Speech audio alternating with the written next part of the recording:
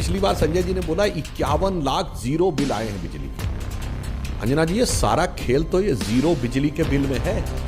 हकीकत में अगर इनको ईमानदारी से करना होता तो जैसे डायरेक्ट बेनिफिट ट्रांसफर के द्वारा सब्सिडी दी जाती है, किसी का बिल आता भाई 650 रुपए बिल है, वो 650 रुपए उसके बैंक से अकाउंट में पहुंच जाते।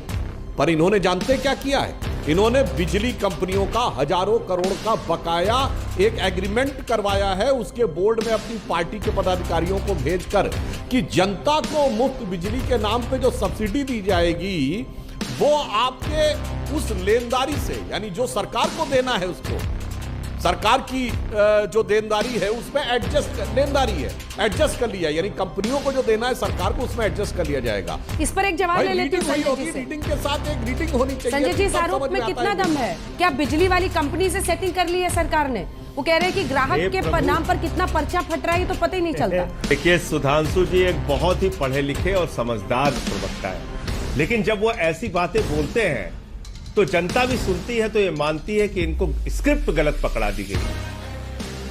बोलना ये बेचारे ऐसा चाहते नहीं, लेकिन स्क्रिप्ट गलत पकड़ा दी गई इसलिए ऐसा बोल रहे हैं। अब मैं आपको समझाता हूं। अरे भाई, हमारा 200 यूनिट आया या 250 यूनिट आया, जो भी आया मीटर में आया, और उस मीटर में आए हुए बिल के मुताबिक कितने पैसे की छूट देनी पड़ेगी वो छूट सरकार देती है।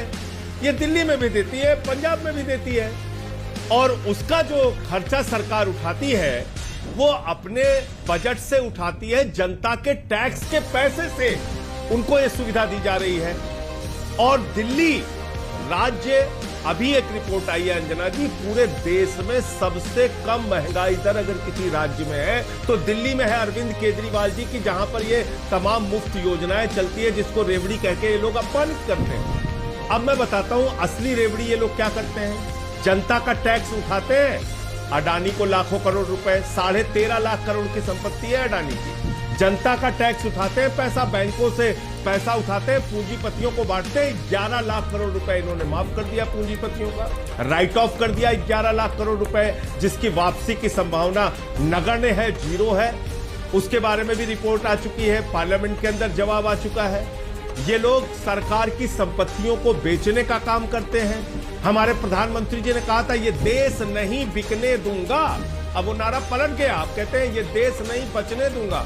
रेल बेच रहे हैं, सेल बेच रहे हैं, LIC बेच रहे हैं, बैंक बेच रहे हैं, कोल इंडिया बेच रहे हैं, BPCL बेच रहे हैं, सड़क बेच रहे हैं, बिजली बेच रहे हैं, पानी बेच रहे हैं, स्टेडियम बेच रहे हैं, FCI बेच रहे हैं, पूरा हिंदुस्तान बेचने पे लगे हुए हैं। 6.5 लाख करोड़ की संपत्ति भारत की बेचने का टारगेट रखा है भारतीय जनता पार्टी।